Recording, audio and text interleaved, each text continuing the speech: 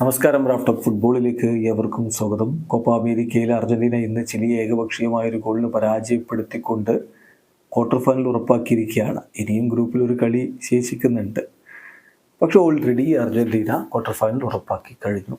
ഈ മത്സരത്തിൽ അർജന്റീനയുടെ വിജയ ഗോൾ ലൗട്ടറോ മാർട്ടിനസിൻ്റെ വകയായിരുന്നല്ലോ. കളിയിൽ ലിയോ മെസ്സിയുടെ കാര്യത്തിലാണ് ആരാധകർക്ക് ആശങ്ക. അദ്ദേഹത്തിന് പരിക്കിൻ്റെ പ്രശ്നങ്ങളുണ്ട്. 100% ഫിറ്റ് ആയിരുന്നില്ല മെസ്സി കളിച്ചു ശരിയാണ്, പക്ഷേ 100% ഫിറ്റ് ആയിരുന്നില്ല. അർജന്റീൻ മാധ്യമങ്ങൾ തന്നെ അത് റിപ്പോർട്ട് ചെയ്യുന്നുണ്ട്.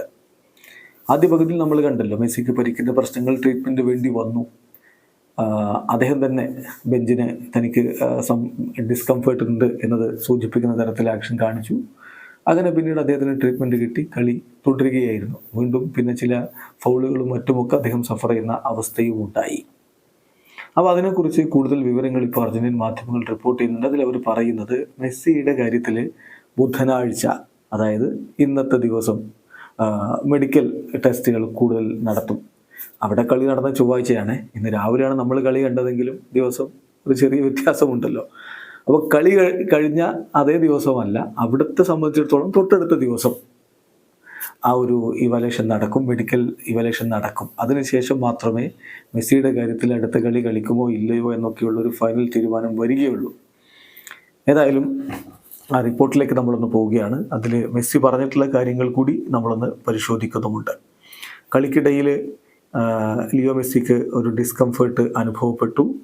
അദ്ദേഹം അത് ബെഞ്ചിലിരിക്കുന്നവരെ അറിയിക്കുകയും ചെയ്തു. അതിൻ്റെ ഭാഗമായിട്ട് അദ്ദേഹത്തിന് ട്രീറ്റ്മെൻറ്റ് ലഭിച്ചു. പിന്നെ അദ്ദേഹം കളി തുടർന്നെങ്കിലും പൂർണ്ണ ഫിറ്റ് ആയിരുന്നില്ല. എന്നിട്ട് മെസ്സി പറഞ്ഞ വാക്കുകളിലേക്ക് പോവുകയാണ്.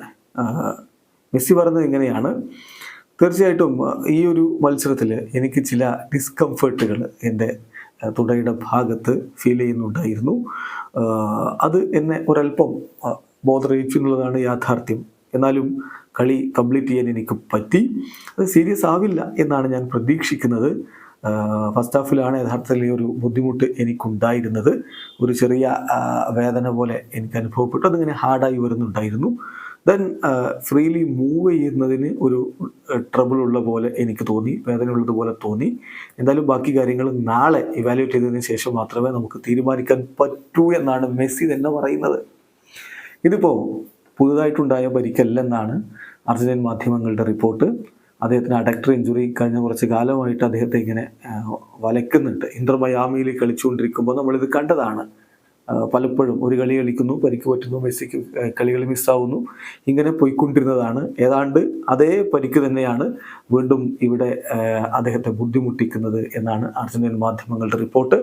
ലയണൽ സ്കലോനി ഇതുമായി ബന്ധപ്പെട്ട് കളിക്ക് ശേഷം പറഞ്ഞത്: ഞാൻ മെസ്സിയുമായിട്ട് സംസാരിച്ചിട്ടില്ല, ഇതിൻ്റെ വിശദാംശങ്ങൾ ഞാൻ സംസാരിച്ചിട്ടില്ല, അതിനുശേഷം അദ്ദേഹം എങ്ങനെയുണ്ട് എന്ന് ഞാൻ അറിയിക്കാം എന്നാണ് ലയണൽ സ്കലോനി പറഞ്ഞത്. എന്തായാലും മെസ്സിയെ സംബന്ധിച്ചിടത്തോളം പരിക്ക് അദ്ദേഹത്തെ വലക്കുന്നു. ഇന്റർ മയാമിക്ക് വേണ്ടി കളിക്കുമ്പോൾ സ്ഥിരമായിട്ട് ഇങ്ങനെ തലമുക്കിക്കൊണ്ടിരിക്കുന്ന ആ ഒരു ഡിസ്കംഫർട്ട് തന്നെയാണ് മെസ്സിയെ ഇപ്പോൾ കോപ്പ അമേരിക്കയിലും വലക്കുന്നത്. അദ്ദേഹത്തിന് അടുത്ത കളി കളിക്കാൻ കഴിയുമോ ഇല്ലയോ ഈ കാര്യമൊന്നും നമുക്കിപ്പോൾ ഉറപ്പിച്ച് പറയാൻ പറ്റില്ല. മെസ്സി എന്ന് പറഞ്ഞ പോലെ സീരിയസ് ആവില്ല എന്ന് പ്രതീക്ഷിക്കാനേ പറ്റുകയുള്ളൂ. ബാക്കി ഈ ഒരു മെഡിക്കൽ ഇവാലുവേഷന് ശേഷം വ്യക്തമാക്കുന്നതായിരിക്കും. വീഡിയോ അവസാനിക്കുന്നു. ഫുട്ബോൾ ലോകത്തെ കൂടുതൽ വിശേഷങ്ങളുമായി റാഫ്റ്റോക്സ് എത്താം.